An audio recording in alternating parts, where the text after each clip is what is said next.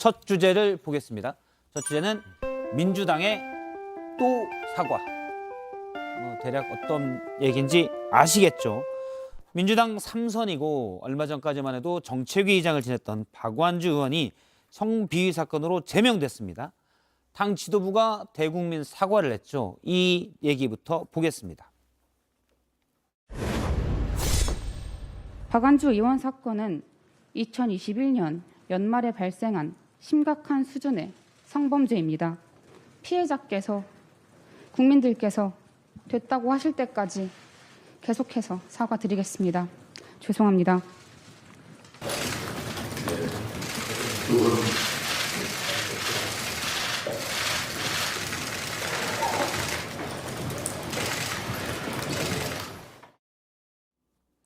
네, 지방선거가 보름난 쯤 남았는데 민주당 중진 의원의 성비위 사건이 또 나왔습니다. 어떻게 보십니까? 김근식 교수님부터 먼저. 그 민주당이 이제 이번만 있었던 일이 아니고 과거에 또 안 좋았던 기억까지 소환될 수밖에 없는 처지여서 이 고위 선출직 또 고위 공직자로 민주당에 소속된 분들이 왜 이런 반복되는 이 성추문에 시달리는지 저는 좀 납득하기가 어렵고 또 국민들께서도 이게 도저히 그 민주당은 이게 치유가 불가능한 이 정당인가라는 생각이 들 정도로 좀 참담한 심정이라고 봅니다. 저는 근데 두 가지를 추가적으로 의문을 제기할 수밖에 없는데, 하나는 지금 밝혀진 바로는 지난해 연말에 이 사건이 발생했다는 걸로 되어 있습니다. 그럼 발생 시점부터 지금까지 상당한 시간이 지나 있는데 그 사이에 혹여라도 이 성비위와 관련된 사건이 발생한 다음에 권력과 유괴관계를 이용해서 이걸 회유하거나 또는 묵인하려 하거나 은폐하려 했던 그런 정황이나 시도가 있었는지가 추가적으로 분명히 밝혀져야 됩니다. 왜냐하면 그런 부분들 다 상상할 수밖에 없는 상황이거든요. 왜 발생 시점과 제명 시점이 5개월이나 차이가 나는지를 설명을 해야 되는 그런 민주당의 과제가 하나 남아 있고요. 둘째로는 민주당 측에서 이렇게 반복되는 성추문에 시달리는 이유를 단순히 한 개인의 어떤 일탈행위나 어떤 부도덕성이라는 그 차원이 아니라, 저는 개인적으로 생각할 때 저도 뭐 학생운동 출신이긴 합니다만 이른바 진보 진영 내의 조직우선주의라고 하는 이 잘못된 가치가 한 개인의 어떤 그런 성비위가 있을 때마다 그 개인의 성잘못을 엄단하고 발본색하는데 거기에 머무르지 않고 오히려 조직을 지켜야 된다. 진영의 가치를 지켜야 된다. 이러다가 민주당 다 망한다. 이런 식의 논리를 내세워서 개인의 인권들을 탄압하는 이런 식의 저는 구조가 은연중에 저는 있다고 생각해요. 박원순 시장 때도 피해 호소인이라고 피해인을 굉장히 폄하했고, 이번에도 지금 김원희 사건도 그 은폐 조작 시도가 있었던 것도 그런 거라고 생각해서 저는 이 밑바닥에는 진보 진영 특유의 그 조직 우선주의, 조직 보위론 같은 것들이 지금 이 개인의 인권을 말살하는 게 아닌가. 그래서 계속 반복적으로 나온다라고 보시는 겁니다. 한편 그런 측면도 있을 거라고 생각을 합니다. 저는 이제 어제 뉴스를 통해서 이걸 접하고 그동안엔 전혀 아무런 얘기가 없었죠. 그래서 이게 사실인가 싶었고요. 굉장히 충격이었는데 황당한 마음입니다, 사실. 그리고 민주당 보좌진 협의회에서 안타까운 그 마음으로 얘기한 것처럼 어쩌다 민주당이 이렇게 망가졌나라는 것에 저도 격하게 공감을 합니다.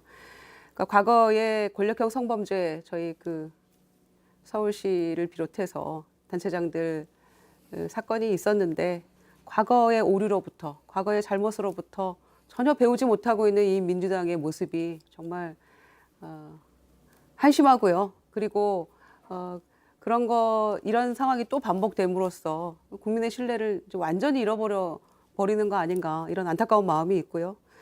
더군다나 지금 박완주 의원 본인은 전혀 좀 아무런 설명과 해명도 없거든요.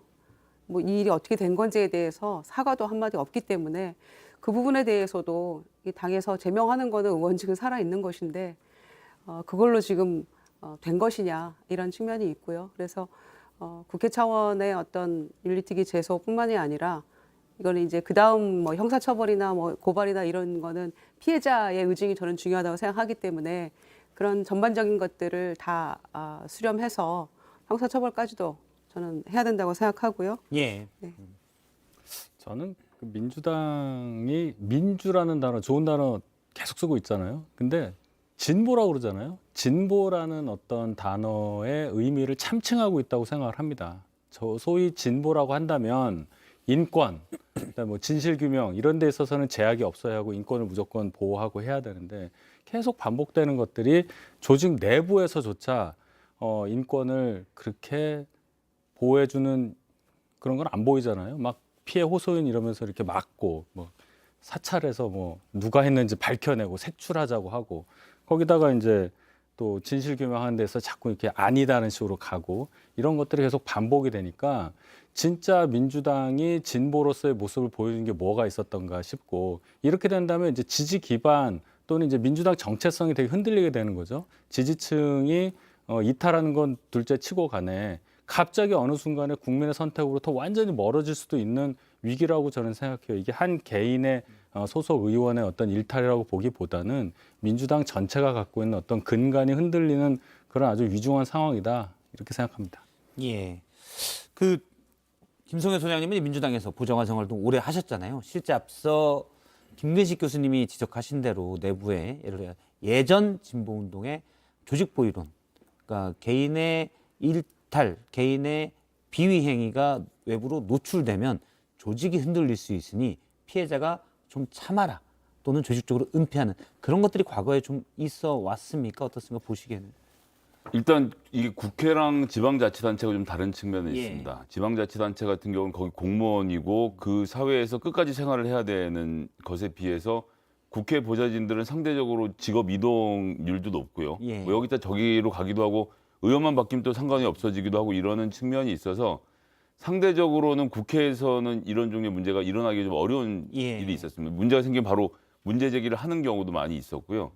그래서 뭐 말하지 말아라 이렇게까지 억누를렀다고 생각하지 않습니다. 그건 아마 이제 예전 80년대 뭐 90년대 그런 운동권에 있어가 문화가 있었는지 모르겠지만 지금 정당에서 특히나 뭐 최근 한 5년 10년 사이에서는 당내에서 네가 참아라라는 말로 뭐를 누르거나 특히나 이 스마트폰 나오고 이 녹음 다 되는 세상이 된 다음부터는요.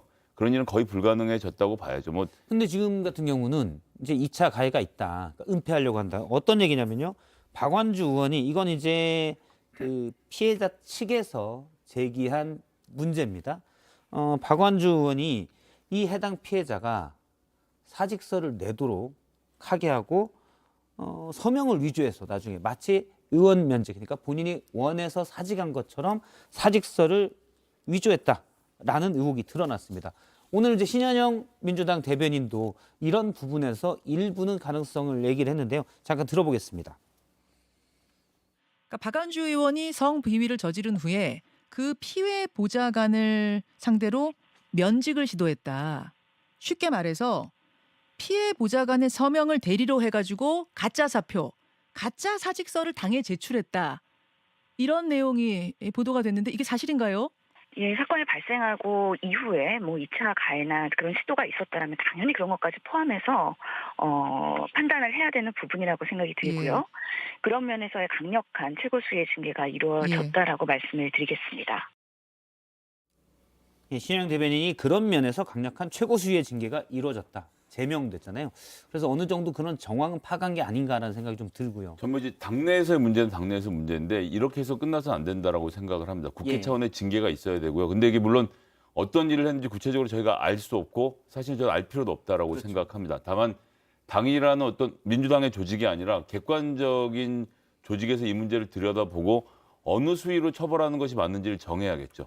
물론 그 뒤에는 형사 고발 및 처벌 이런 것도 있을 수 있겠습니다만 그건 뭐 피해자의 의사 여부도 좀 확인을 해야 되니까 물론 법으로는 그렇지 않습니다만 그런 측면이 있는 거 아닙니까? 예. 그렇게 놓고 봤을 땐 국회 윤리특별위원회가 이 역할을 하기에는 제가 보기에는 적절한 기구로 보여집니다. 그래서 국회 윤리특별위원회에서 지금까지 벌어졌던 최초 가해 그리고 2차 가해가 있었는지 여부 등을 판단해서 그 사실 중에서 국민들이 알 필요가 있는 부분들은 공개를 하고 아닌 부분들은 윤리특위의 결정을 통해서 박원주 의원에 대한 징계가 앞으로 더 이어져야 하지 않느냐 이렇게 보고 있습니다. 만약 그 의혹이 사실이라면 국회 윤리특위가 소집이 되고 박완주 의원의 제명, 그러니까 당에서의 제명이 아니라 의원직 제명 이런 것도 이루어질 만한 지금 내용이라고 보십니까? 지금 민주당도 아마 그 부분까지 갈 것 같아요. 어제 그 제명 발표를 하면서 국회에서도 조치를 요구하겠다고 이야기를 했기 때문에 지금까지 뭐 윤리특위 그러면 여야 간에 몸싸움하고 뭐 그러다 보면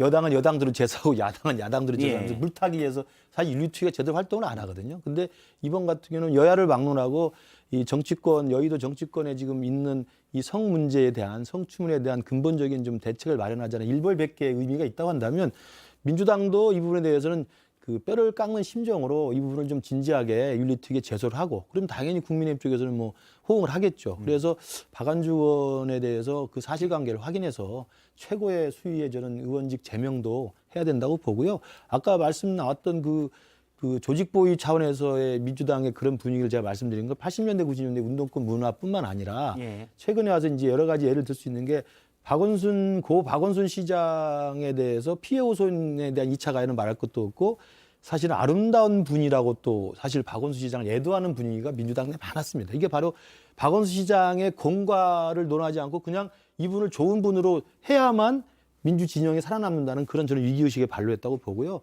그리고 지금 최광욱 의원도 지금 마찬가지죠. 쌍디읒인지 쌍지읒인지 누구나 다 확실히 알 수 있는 상황인데도 불구하고 계속 사실을 부인한 데다가 최근에 민주당 보좌진 여부에 더 추가 의혹이 제기되고 있다고 하니까 이건 나를 타겟으로 한 음모다라고 이야기를 하면서 이걸 진영 논리로 조직보위 차원에서 또 자기를 방패막이를 하는 겁니다.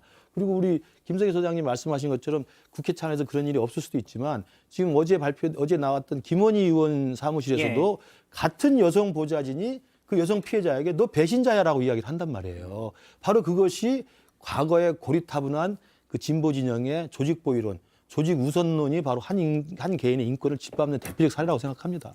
그래서 사실은 그 서울, 부산, 충남 이 모든 지역에 후보 안 냈어야 되는데 굳이 후보 냈고 예. 또 그 단체장들은 다 졌고 또 거기에다가 대선 때도 마찬가지로 그런 여파 때문에 사실은 대선에 지게 된 여러 가지 이유 중에 하나라고 저는 생각을 합니다. 그래서 특히 이 박안주 의원 같은 경우에는 당내에서 3선의 중진이잖아요. 그리고 상당히 개혁적인 목소리를 냈던 사람이고 지난번에 원내대표 출마도 했었고 예. 그랬던 분이기 때문에 더 충격인 것 같고요. 또 과거에 그런 비슷한 유형의 권력형 성범죄에 대해서도 본인이 굉장히 쓴소리를 마다하지 않았던 분이기 때문에 더 이제 비판받고 있는 것 같습니다.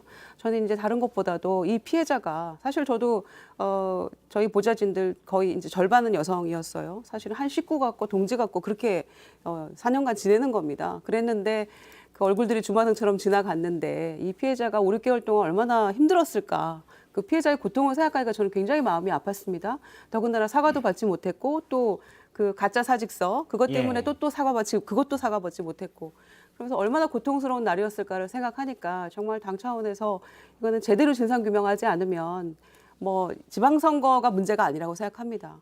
5년 뒤에 우리가 다시 집권할 수 있을 것인가 없을 것인가 멀리 보고 집권할 의지가 없는 당은 정당이 아니거든요. 그런 차원에서 이번에 좀 제대로 선거 유불리 따지지 말고 제대로 좀 진상 규명해야 된다 이렇게 생각합니다. 근데 지금 말씀하신 것처럼 박완주 의원이 보통 이전에 이런 이제 사건들이 좀 있었잖아요. 쓰면 어쨌든 입장을 내놓고 사과를 하든지 아니면 반박하거나 해명할 게 있으면 해명을 하든지 했는데 아무 얘기가 없어요. 이건 저는 좀 잘못됐다고 봐요. 뭐 듣자 하니 이제 피해자 쪽에서 민형사 소송을 제기할 가능성, 특히 민사 이 부분에 대해서 본인이 뭔가 얘기하면 뭔가 더 센 그런 반응이 올 것 같아서 아마 말을 아끼시는 걸로 들었는데 그 책임 있는 자세가 아니죠. 선출직 공무원 아닙니까? 공직자. 예. 그렇다면은 본인의 입장을 진퇴에 대해서 뭔가 얘기를 하고 상황에 대해서도 얘기를 하고 사실 무슨 일이 벌어졌는지 아무도 몰라요. 사실은 뭐 들은 얘기는 있지만 이걸 뭐 확인도 안 되는 거고. 사실 뭐 요즘은 이런 문제에서 예전에는 어떤 상황이 되지 기자들이 취재를 하곤 했는데 이런 취재 자체가 2차 가해 소지가 그렇죠. 있어서 요즘은 기자들이 서로 묻지도 잘 않습니다. 이게 무슨 일이 있었대? 이게 불필요한 관심 또 피해자에게는 2차 가해가 될 수 있는 일이라서 취재도 잘 안 합니다. 그래서 이 뭐 그 내용을 저희가 알고 싶다는 게 아니라 예. 본인이 이거를 인정하는가 여부부터 시작해서 그럼 어떻게 하겠다. 피해자에 대해서는 어떻게 생각한다. 앞으로 자기는 이런 마음으로 뭘 하겠다. 이거 정도는 얘기해 줘야 본인을 삼선 의원으로 만들어준 지역 구민에 대한 예의가 아닐까 생각을 하는데 조금 더 지켜보겠습니다.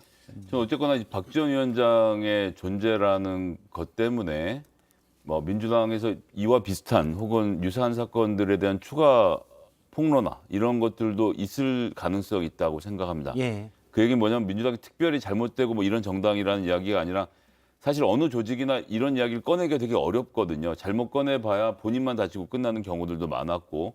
근데 이제 박 전 위원장이 오고 나서 이런 문제에 대해 끊임없이 사과를 하면서 당의 분위기를 바꾸려고 하고 있고 실제로 그렇게 돌아가거든요. 예. 이 경우에도 이 피해자가 민주당에 신고를 한 것은 거의 한 달 전의 일이었던 것으로 알고 있는데 그랬다가 또 논의가 잘 되지 않다가 그다음엔 국회에 신고를 한 다음에 당 지도가 이걸 알게 되면서 급속도로 징계가 진전됐다는 과정이 있지 않습니까? 가해자가 처벌받는 문화가 만들어진다라고 하면 피해자들이 목소리를 낼 수 있게 되죠. 그래서 매우 부끄러운 일입니다만 박 전 위원장이 이렇게 버텨주는 가운데에서 만에 하나라도 그런 피해자들이 더 있다라면 저는 용기 있게 나올 수 있는 또 그림이 만들어지기 때문에 예. 뭐 지방선거에서야 되게 좋지 않게 작용을 하겠지만 그렇다고 잘못한 걸 잘못하지 않았다고 할 수는 없는 거 아니겠습니까? 그래서 이런 문제에 대해서 민주당이 정말로 초에 봐줌도 없이 확실하게 좀 진상을 규명하고 이번 기회에 조직 문화를 좀 새롭게 만드는 계기로 삼았으면 좋겠습니다. 박 전 공동비대위원장은 사실 N번반 사건을 처음으로 추적하고 고발했던 불꽃 추적단의 일원이었죠. 앞서 이제 김근식 교수님이 최강욱 의원 얘기를 했는데 일부 이제 과거에 또 다른 성희롱성 발언을 했다. 성희롱에 의도가 있는 발언을 했다라는 의혹이 불거지자 페이스북을 통해서 강하게 반발을 했습니다. 일단 뭐 제기됐던 의혹에 대해서 두 가지 모두 악의가 느껴지는 날조입니다. 제가 이제 페이스북 내용을 보고 있는데요. 한번 재미를 보았으니 계속해서 이참에 숨통을 끊겠다는 뜻인가요? 라고 썼는데 제가 여기서 눈길이 가는 부분은 한번 재미를 보았으니 이 부분입니다. 그러니까 얼마 전에 이른바 뭐 짤짤이라고 얘기했다라는 발언 예. 이건 본인이 나중에 사과까지 했거든요. 근데 재미를 보았다고 했으니 내가 사과까지 한 내용을 가지고 지금 당신들이 나를 공격해서 재미 봤니? 라는 취지인데 이건 상당히 부적절한 게 아닌가. 일단 뭐 일부에서 제기하는 성희롱 발언을 했다라는 의혹의 사실 여부와 관계없이 일단 그건 알아봐야 되겠지만요. 그건 따져봐야 되겠지만 지금 저 발언은 기존에 본인이 사과한 이 짤 발언 이것도 지금 사실은 사과가 겉으로만 한 사과인 거 아닌가 이런 생각도 들어요. 그래서 저는 이제 최강욱 의원의 이런 입장을 보면서 누가 재미를 봤다는 것인지, 누가 날조를 했다는 것인지, 왜 하필 그렇다면은 그 누군가가 최강욱 의원을 타겟으로 삼았다는 것인지 저는 그 입장에 대해서 좀 사실 좀 이해하기가 어렵더라고요. 그래서 사과를 했다고 하는데 5월 4일자로 당 홈페이지에 사과문을 올렸더라고요. 예. 그래서 제가 들어가서 한번 봤어요. 봤는데 아주 짧은 사과문이었는데 의도하지 않게 뭐 이런 취지가 첫 문장에 들어 있습니다. 그거는 사과일까요? 저는 사과는 아주 간결하게 거두절미 죄송했습니다, 잘못했습니다 이렇게 하는 게 저는 사과라고 생각하거든요. 그건 한편 변명 같이 들리기도 하거든요. 그렇다면 그 나머지 또 이제 여러 가지 잇따른 제보들 속에서 그럼 보좌진들이 거짓말을 했다는 것인지 지금 의원하고 진실 공방을 해야 되는 그런 상황이잖아요. 그러니까 이런 상황도 굉장히 처참합니다. 저는 이 느낌이라는 게. 그래서 하지 않은 일을 굳이 최강욱 의원을 타겟 삼아서 이렇게 했다는 것인지 그것도 이 부분에 대해서도 당에서 조금 진실 규명하고 조사한다고 하니까 제대로 조금 밝혀져야 될 부분이 아닌가 이렇게 생각합니다. 박지원 비대위원장이 최강욱 의원의 이른바 이제 쌍지읒이냐 쌍디귿이냐 이걸 가지고 진상조사를 지금 해서 윤리감찰단에서 하고 있는 것으로 알고 있습니다. 예. 그러면 이제 분명히 사실관계가 규명이 돼야 되고요. 그건 뭐 부인할 수 없는 실체적 진실이 있을 거라고 봐요. 여러 사람이 줌회의에 들어와 있었기 때문에 좀 뭐 그건 부인할 수 없는 사실 게 대부분의 경우는 중회의는 녹화가 되잖아요. 그럼요. 그래서 영상 자료가 있을 가능성이 당연히 있는데 있을 겁니다. 그래서 그 부분은 뭐 사실 부인할 수 없는 사실이 있을 거고 문제는 이제 그것조차도 지금 올린 걸 보면 한 번 재미를 보았다니까 그것도 자기가 당한 거라고 생각을 하는 겁니다. 그러니까 지금 스스로도 사과는 형식적인 무늬만 사과였지 자기는 당했다고 생각을 하는 것이고 그다음 이제 민보여 보좌진 협의회에 지금 추가 의혹들이 제기되는 것에 대해서 이건 나의 숨통을 끊으려는 누구의 모함이다라고 이야기를 하는 건 내가 아까 말씀드린 그런 조직보위론이나 그 집단주의 우선론에 따라서 자기를 좀 그 디펜스 자기 방어막을 치는 거라고 보고요. 왜냐하면 최강욱 의원은 대표적인 그 민주당 내 그 검찰개혁 신봉주의자 아닙니까? 그래서 검찰개혁이라는 역사적 어떤 진보의 가치에 내가 수신을 하고 있기 때문에 나의 사소한 잘못을 건드리지 마라. 그게 이제 저는 운동권 문화로 또 돌아가는데 운동권 문화가 과거에 혁명을 위해서는 폭력도 당연시 되는 것처럼 올바른 목표가 있으면 수단이나 개인적인 실수는 다 봐준다는 게 오랫동안의 그런 좌파의 문화였거든요. 저는 그런 것들이 검찰 개혁이 필요하고 검찰을 때려잡아야 되는데 내가 검찰 개혁에 앞장서서 하는데 나를 왜 자꾸 그래? 라고 하는 식으로 자기를 변명한다면 이건 민주당은 제가 볼 때 헤어나기 힘든 거라고 생각해요. 참고로 네, 그 해당 내용을 보면 그러니까 최강욱 의원이 억울하게도 된 지점 하나만 좀 설명을 드리면요. 기자의 질문이 이렇습니다. 지난달 26일 법사위 안건조정위 회의에서 최강욱 의원이 다른 의원과 보좌진들이 있는 가운데 이제 성희롱성 발언을 했는데 이게 사실이냐는 게 질문의 취지이거든요. 그런데 문제는 최강욱 의원이 법사위 안건조정 소위 위원이 아니라서 회의에 들어갔을 수 있는 가능성이 아예 없는 상태였던 거죠. 그러니까 질문 자체가 성립하지 않는, 들어가지 않은 회의에서 성희롱 발언을 했다라는 기자의 질문에 대해서 이건 날조다라고 말하는 것은 뭐 저는 그런 측면에서는 좀 같이 보셔야 되는 문제라고 생각을 하고요. 그 쌍지은 문제와 관련돼서는 윤리감찰단이 살펴보고 있고 이것은 뭐 일개 의원이 당대표의 지시사항을 뭐 어떻게 할 수 있는 문제가 아니고 굉장히 많은 사람들이 들어가서 구체적으로 이야기를 듣고 있었기 때문에 결과가 나오는 것을 보면 된다라고 좀 말씀드리겠습니다. 지금 뭐 참고로 말씀드리면 김근식 교수님은 이제 과거에 주사파의 핵심 의원으로 활동한 게 있어서 조직보이론 이런 걸 잘 알고 계시는 분인 것을 참고로 말씀을 드립니다. 예. 제가 예전에 과거 주사파로서 인터뷰를 한 적이 있습니다. 10년 전쯤에. 예. 최강욱 의원 건은 뭐 조직 보위까지 갈 것도 없는 것 같아요. 본인의 보호를 위해서 내부에 대해서 지금 얘기를 하는 거잖아요. 재미를 봤다. 지금 내부에서 얘기가 나온 걸 가지고 싸우는 거니까 저는 조직 보위까지 갈 이유가 아니라고 보고 제가 뭐 이런 거 전공한 건 아닌데 이분 굉장히 피해의식이 많은 것 같아요. 지금까지 여러 차례 발언 이렇게 보면 본인을 객관하는데 실패한 분이 아닐까 저는 그렇게 봅니다. 그래서 이런 것이 무슨 정치 공작에 의해서 자기를 뭔가 어떻게 해서 정치적 이득을 얻으려는 사람들이 뭔가를 얻으려고 자기를 이렇게 악의적으로 한다 이렇게 생각을 하는 거잖아요. 정치적으로 어떤 정도로 위상을 점하고 있는지 그건 뭐 사람마다 평가가 다를 수 있겠지만은 스스로가 자기에 대해서 저렇게 얘기하는 것 자체가 객관화에 실패했다고 저는 생각합니다. 예, 저희가 이제 민주당에 일어난 박완주 의원의 성비위 사건 그리고 최강욱 의원의 최근 여러 논란에 대해서 얘기를 해봤는데요. 대통령실에도 있습니다. 윤재순 대통령실 총무비서관입니다. 대검의 운영지원 과장을 했었죠. 검찰 재직 시절 성비위로 내부 감찰을 받았던 것이 오늘 한국일보에서 단독 보도를 했습니다. 1996년에는 점심 회식을 하면서 음주도 좀 있었던 모양이에요. 근데 여직원을 껴안고 당시 회식 장소가 좀 소란이 됐어서 인사 조치가 있었다라는 얘기가 있었고요.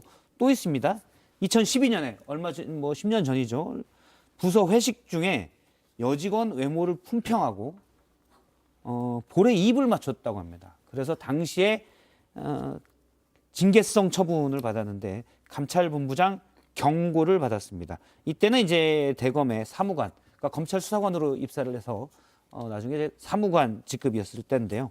그래서 이런 성비위 문제가 있는데 오늘 청와대에서는 윤재순 총무비서관이면 이제 청와대 내 모든 안살림을 책임지는 특활비도 비롯해서 그런 자리인데 대통령의 최측근, 대통령실에 대통령의 최측근이라고 되는 사람인데 오늘 대통령실에서는 기관장 경고는 해당 사안에 참작할 점이 있고 경미할 때 이루어지는 조치다.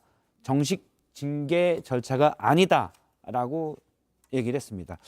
자, 이걸 어떻게 봐야 될까요? 그러니까 뭐 정식 징계는 아니지만 어쨌든 경고를 받았었는데 대통령실에서는 그렇게 지금 저 말은 그렇게 나쁜 짓 한 건 아닌 것 같습니다. 그러니 그냥 가겠습니다로 읽히는 대목이거든요. 대통령실에 검사들이 너무 많으니까 여직원을 껴안고 볼에 뽀뽀하는 게 경미한 사안이라고 생각을 너무 당연하게 하고 대답을 해서 좀 깜짝 놀랐습니다. 어느 조직에서 이런 일을 하고 나서 이걸 경미한 거니까 괜찮다라고 그러니까 이들의 머릿속에는 이게 불법이 아니야. 징계를 어떻게 받았어만 중요한 것이지 실제로 어떤 행위를 했는지에 대한 판단은 하질 않는 분들인 것 같아요. 그래서 대검 때부터 본인이 눈여겨봤던 사람들을 지금 뭐 인사비서관부터 시작해서 대통령실의 집사도 지금 맡기고 있고 그 굉장히 중요한 부서들을 전부 다 검찰 측 인사들로 채워놨잖아요. 예. 그런 분들끼리 자기끼리 상의해보고 대낮에 술 한잔 하고 뭐 볼에 뽀뽀할 수도 있는 건지라고 생각하지 않았더라면 어떻게 경미할 때 이루어지는 조치고 정식 질계의 절차가 아니니까 괜찮다라는 답변을 2022년에 내놓습니까? 저는 그 정말 의사에 깜짝 반해서 놀랐습니다. 볼에 뽀뽀를 하면 형사 입건 사항 아닌가요? 뭐 법적인 건 제가 우연히 여기 법조계 한 분 계시네요. 김성현 소장이 말씀하신 게 뭐 이게 경미하기 때문에 괜찮다라고까지 확대 해석하기는 좀 그래요. 일단 이제 이분이 발령난 지 며칠 되지 않았고 새 정부 출범 이제 나흘째인데 이런 불미스러운 일이 나왔을 때 그럼 즉시 뭐 어떻게 하겠습니다. 이렇게 하기는 아직 어려운 상황이고 그렇다면 이분이 받은 문제되고 있는 내용보다는 징계받은 수준에 대해서 이거는 정식 경고가 아니고 정식 질계 절차가 아니고 이 정도 얘기하는 걸로 처음엔 가름을 하겠죠. 여기서 끝나냐 마느냐의 여부는 분명히 또 여론 추이를 볼 겁니다. 그럼 뭐 청와대에서 당연히 그렇게 할 거고요. 제가 중요하게 생각하는 건 당선자가 20년 동안 함께 해왔던 직원이기 때문에 이런 사실을 몰랐을 리 없는데 그럼에도 불구하고 그때 처분받은 건 경미한 거니까 총무비서관 임명한 게 무슨 문제가 있어 임명해라고 갔을 거라는 이 대목 한국일보의 지적도 지금 그렇게 나오고 있고요. 이 대목이 놀랍다는 겁니다. 신임 대통령이 이분이 이런 징계를 받았는지 여부를 알고 있다고 그냥 기정사실화하는 것도 그건 확인을 해봐야 되겠죠. 개인적인 일을 어떻게 같이 일을 했다고 해서 다 알 수 있겠어요. 항상 20년 내내 검사 생활하는 동안 같이 근무했다고 보기도 어렵잖아요. 97년부터 같이 일을 시작했고 게다가 나중에 그 대검에서 마지막 퇴근할 때 함께 차에 탔던 측근 중에 측근이고 총무비서관까지 맡긴 분인데 딱 요 징계 사실만 모르고 있다는 게 훨씬 제가 보기엔 유권자들 보기에는 어색해하실 것 같습니다. 97년부터 이제 함께 인연을 맺었기 때문에 96년 사건은 모르셨을까요? 저는 이제 설사 100번 양보해서 이제 모르셨을 수도 있겠죠. 자, 100번 양보해서. 그러나 사후에 이런 상황이 지금 불거졌으면 여기에 대해서는 좀 입장 정리가 필요한 게 아닌가 이런 생각이 듭니다. 특히 이제 이분은 청와대 국간직이 아닙니까? 또 그 직원들 월급서부터 전부 다 국가를 지키는 그런 분인데 여기에 대해서 그 내놓은 해명이나 대통령실에서 이런 것들은 좀 너무 옹색하다 이런 생각이 들고요. 이런 하나하나가 누적될 때마다 이 능력과 도덕성 뭐 이런 거 다 보겠다고 했던 전문성 이렇게 얘기했던 대통령의 도대체 인사 기준과 원칙이 무엇이냐라는 것에 대해서 의문을 제기할 수밖에 없다고 생각하고요. 글쎄요. 지금 야당에 대해서 국민의힘 굉장히 지금 비판하고 있는데 청와대 아니죠. 대통령 비서실, 피플스 하우스 여기에서 이런 상황이 벌어진 거에 대해서는 어떻게 국민의힘에서 얘기할지 좀 궁금하네요. 저도 이 부분은 그 좀 시정 조치가 있어야 된다고 생각을 해요. 그러니까 뭐 하나는 뭐 96년 일이라고 오래전 일이라고 할 수도 있다고 하겠지만 어쨌든 죄질이 안 좋고 그다음에 또 이게 2012년에 한 번 더 있었기 때문에 이게 사실 반복된 행위잖아요. 그래서 실제로 검찰청에서 징계에 준하는 경고 조치와 인사 조치가 있었기 때문에 이 부분을 알았든 몰랐든 간에 대통령실의 중요한 대통령의 측근에서 모시는 비서관으로 일을 하기에는 지금처럼 2022년에 이 성인지 감수성의 국민 정서에 따르면 상당히 중한 잘못이라고 볼 수가 있기 때문에 특히나 지금 이 민주당에 터져나오는 성비위 사건이 관련돼서 일파만파 지금 여론이 악화되는 상황이기 때문에 이 부분은 대통령실도 조금 더 엄중하게 상황을 좀 지켜봐야 된다는 생각이 들고요. 저도 김성현 소장의 지적에 대해서 그 부분은 동일합니다. 우리 윤석열 대통령께서 새로 정부를 출범하고 굉장히 의욕적으로 일을 열심히 하고 싶어 하지만 대통령실 인선에서는 좀 편한 사람을 좀 많이 쓴 것 같아요. 근데 대통령실은 검찰총장실하고 다르죠. 자기한테 편한 사람도 있으면 좋겠지만 자기가 편하지 않고 자기가 어려워하는 사람도 옆에 있는 게 좋습니다. 그래서 어려워하는 사람들이 쓴소리도 좀 하고 대통령의 의중과 대통령의 그 방향과 달리 그 부분에 대해서 반대 의견도 스스럼없이 낼 수 있는 그런 소통의 구조와 토론의 구조가 있어야만 대통령실이 구중궁궐로 되지 않고 대통령과 활발한 토론과 소통이 가능하다고 생각하기 때문에 검찰 때 편하게 데리고 있었던 사람들 다 데리고 가면 본인은 편하겠지만 사실은 대통령실의 이의 제기와 반론 소통이 원만하지 않을 수가 있죠. 당시에 이제 2012년 사건 같은 경우는 이제 경고까지 받았지 않습니까? 그러면 피해자가 강력히 항의도 하고 당시 문제가 됐던 얘기인데 피해자 입장에서 보면 저런 사고를 치더라도 승승장구하는구나. 그런 게 제일 사회에 안 좋은 사인이 되는 것 같아요. 저는 더 안 좋은 일은 뭐냐면 지금 오늘 논란이 벌어지고 있는데 총무비서관 그냥 가요. 그러면 다음 주쯤에는 뭐라고 하겠습니까? 자, 어쨌건 날 신임하셨잖아. 그 대통령실 내에서 이 윤재순 비서관의 위상이 얼마나 올라가겠습니까? 정말 아무도 함부로 말할 수 없는, 소위 말하는 영어로는 언터처블인 사람이 될 것이 눈앞에 보이는데, 조직 내에서 저 사람이 대통령과 가깝다는 이유로 말하기 어려운 문화가 만들어지면 그 대통령이 지금 꿈꾸고 계신 자유로운 토론의 분위기는 저는 불가능해진다고 생각합니다. 알겠습니다. 자, 그러면은 오늘 여기까지 민주당 그리고 대통령실에 있었던 일들 짚어봤고요.